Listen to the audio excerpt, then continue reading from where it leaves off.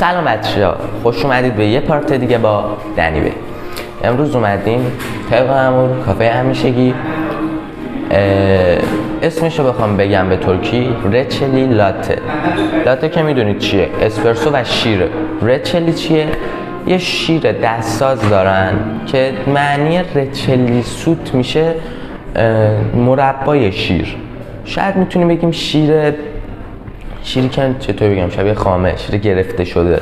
جدید اومده داخل منوشون و میخوایم بچشیم ببینیم چه طعمی داره و چه مزه‌ای میتونه داشته باشه.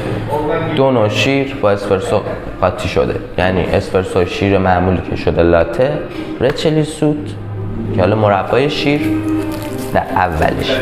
گرم و سرد داره که خودشون سردشو گفتن خوشمزه تر، ما هم سردشو گرفتیم، مزه‌شو بچشیم ببینیم چه مزه‌ای داره و با هم دیگه در اشتراک بذاریم.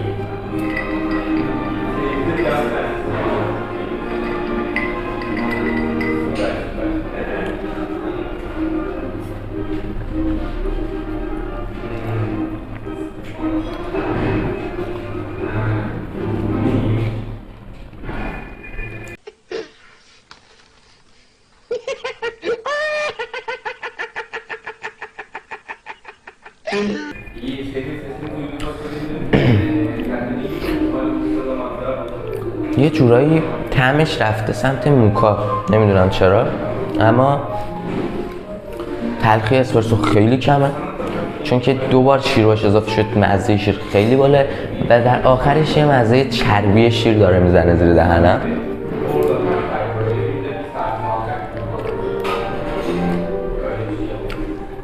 نوشیدنی خوشمزه ایه، یه همچین نوشیدنی یه جایی نخوردم، اما چیزی که هست یعنی نمیدونم خیلی شیر داخلشه، یعنی من انگار دارم شیر میخورم در کنارش دارم یکم اسپرسو میاد توی دهنم، اما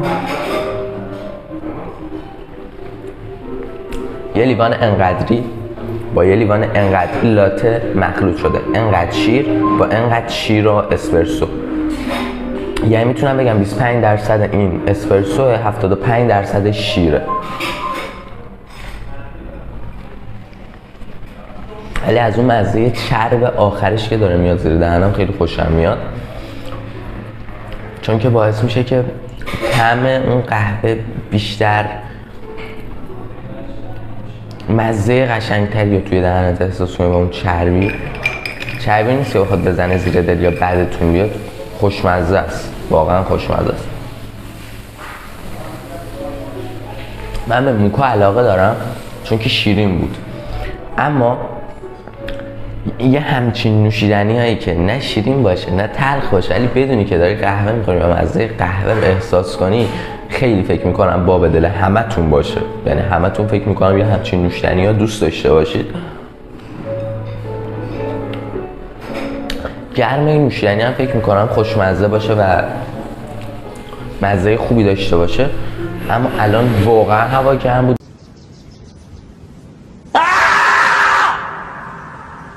نمیتونستم نوشیدنی گرم بخورم، میپختم قشنگ، سردشو گرفتم و به نظر من یه نوشیدنی خیلی خفنه که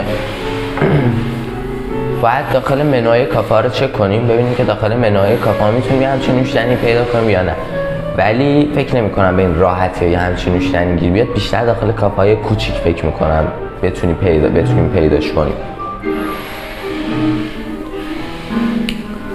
واقعا خوشمزه است، خوشم اومد ازش، بهتون پیشنهاد میکنم. اما اون مربای شیر دستسازی که میگن و ازشون فرمولشو بگیم ببینیم اصلا چه شکلی درست میکنن، یعنی اون چیه و اسپرسو هم که اسپرسو.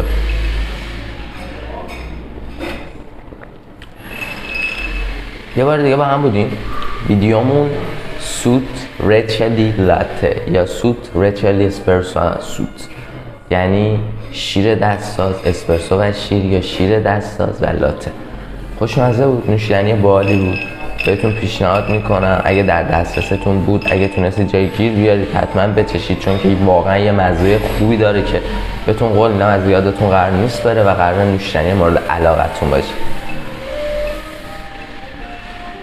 دوستتون دارم و تا ویدیو بعدی خیلی خیلی خیلی مراقب خودتون باشید. اگه سابسکرایب نکردید از داخل سرچ دارید میایید ویدیومو میبینید، حتما سابسکرایب بکنید و زنگوله رو بزنید که ویدیویی که آپلود میکنم بتونه نوتیفیکیشنش براتون بیاد و بیایید و ویدیو رو ببینید.